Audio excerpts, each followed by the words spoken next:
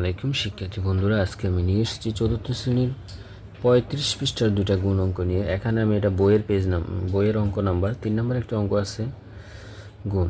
যেমন আমি এই গুণটা সহজভাবে করে দিই। যেমন এখানে আছে 631 গুণ 10। তো আমি টেকনিকের সাহায্যে গুণটা করব।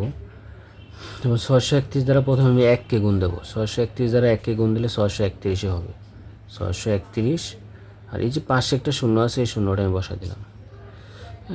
উত্তর হয়ে গেছে। তো আমি আরেকভাবে করব। 631 গুণ 10 যদি আমি এভাবে করি, তাহলে শূন্য দ্বারা 1 শূন্য শূন্য, 3 শূন্য শূন্য, 6 শূন্য শূন্য, তারপরে 1 দ্বারা আবার 1 ওকে 1, 3 ওকে 3, 6 ওকে 6। তো এখানে 0 0, 1 1, 3 3, 6 6 হয়ে গেছে। তো আশা করি শিক্ষার্থী বন্ধুরা তোমরা বুঝতে পারছো। তারপর আমি এটা করব। যেমন এটা আমি 74 দ্বারা প্রথমে আমি 1কে গুণ দেবো। যেমন 74 দ্বারা 1কে গুণ দিলে 74 ওকে 74, পাশে দুইটা শূন্য আছে, আমি দুইটা শূন্য বসাই দেবো। এটাই আমার কাঙ্ক্ষিত ফলাফল। আশা করি বুঝতে পারছো। তারপর এটা আমি ওইভাবে করে দেখাই। যেমন